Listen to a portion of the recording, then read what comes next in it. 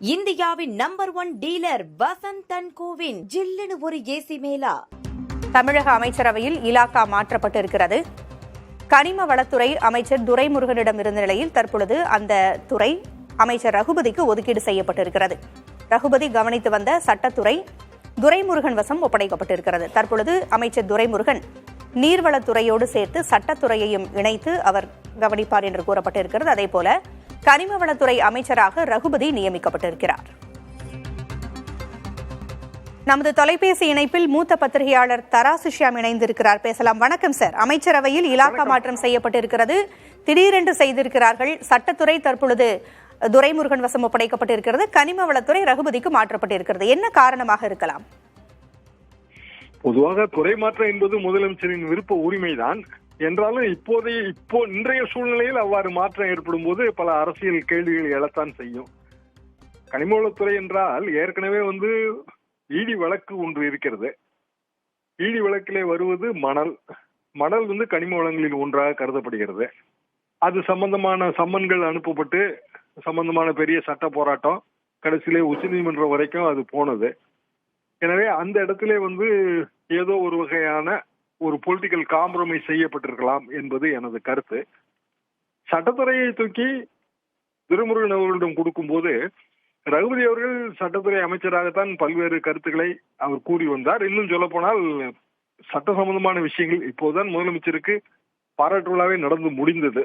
சட்ட போராட்டம் நடத்தி governor versus state of Tamil Nadu வழக்கிலே பெரிய வெற்றி பெற்று தந்ததற்காக சட்ட போராட்டத்திற்கு நிச்சயமாக சட்டத்துறை அமைச்சர் ரகுபதி அவர்களும் உறுதுணையாக இருந்திருப்பார். காரணம் துறை அவர் வசம் இருக்கிறது.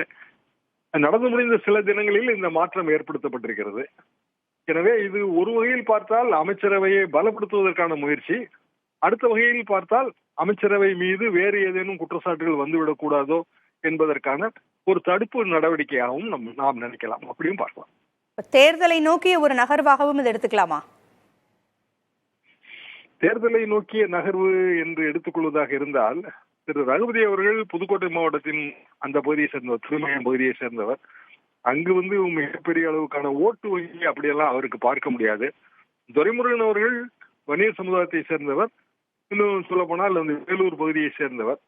அவருக்கும் மத்திய மாவட்டங்களில் பெரிய அளவுக்கான அந்த வன்னியர் ஓட்டு வங்கி இருப்பதாக பார்க்க முடியாது. எனவே குறிப்பிடத்தகுந்த ஓட்டு வங்கி இல்லை என்பதால் அப்படியே பொருள் கொள்ள முடியாது. துரைமுருகன் அவர்கள் சீனியர், அவரை அமைச்சரவையிலிருந்து விடுவிக்க முடியாது. எனவே இந்த இலாகா மாற்றம் இனிமேல் அந்த பெயரை எப்படி மாற்றப் போகிறார்கள் என்று பார்க்க வேண்டும். நீர்வளத்துறை அமைச்சர் என்று இனிமேல் அவருக்கு பெயர் வருமா, அல்லது சட்டத்துறை அமைச்சர் என்று ரகுபதி அவர்களுக்கு அந்த டெசிக்னேஷன் என்று சொல்வார்கள் அல்லவா, அது வருமா என்பதிலிருந்து தான் நாம் இதை புரிந்து கொள்ள முடியும். நீர்வளத்துறையோடு சேர்த்து அவர் சட்டத்துறையையும் கவனித்துக் கொள்வார் என்றுதான் தற்பொழுது சொல்லப்பட்டிருக்கிறது. அது சரிதான். ஆனா அவர் பதவிக்கான பெயர் ஒன்று வருங்களா? இப்ப சட்டத்துறை அமைச்சர், மின்சாரத்துறை அமைச்சர், மின்சாரத்துறையோடு சேர்ந்து எதை முன்னிறுத்தி அமைச்சர் துரைமுருகனுக்கு அது வழங்கப்படுகிறதோ அதை பொறுத்து இதற்கான பின்னணி காரணமும் புரிய வரும் அப்படின்னு சொல்றீங்க. இப்ப ஏற்கனவே தற்பொழுதுதான் ஒரு முறை அமைச்சரவை மாற்றம் செய்யப்பட்டது. மாற்றம் செய்யப்பட்ட மிக சில நாட்களிலேயே இந்த இலாகா மாற்றமும் அறிவிக்கப்பட்டிருக்கிறது. இன்னும் நம்ம இது போல் எதிர்பார்க்கலாமா? இலாகா மாற்றங்கள் எதிர்பார்க்கலாம். அது முதலமைச்சரின் முழு விருப்ப உரிமை.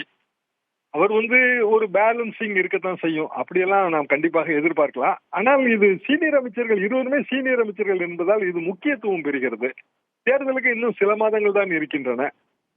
எனவேதான் இந்த பேச்சு பொதுவெளிக்கு வருகிறது.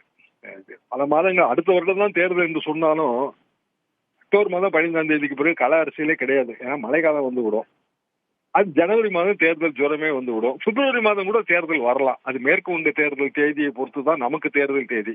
ஆக மீதி இருப்பது இந்த 4 அல்லது 5 மாதங்கள் தான். யார் எந்த துறையை கவனித்தாலும் 4 அல்லது 5 மாதங்கள் தான் துறை சம்பந்தமான பணிகளிலே அவர்கள் ஈடுபட முடியும். நமது பட்ஜெட் கூட்டத்தொடர் இதுதான் நமக்கு கடைசி பட்ஜெட் கூட்டத்தொடர். ஏனென்றால் அடுத்த தொடர் நடந்தாலும் அது ஓட்டான் அக்கௌண்ட் தான். எனவே பெரிய அளவுக்கு துறை நடவடிக்கைகளும் அதில் இருக்காது.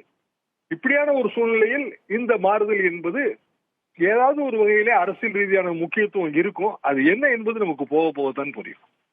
நன்றி சார். இணைப்பிற்கு உங்களுடைய கருத்துக்களை பகிர்ந்தமைக்கு நன்றி. இந்தியாவின் number 1 dealer Vasanth and CoWIN ஜில்லுன்னு ஒரு ஏசி மேலா.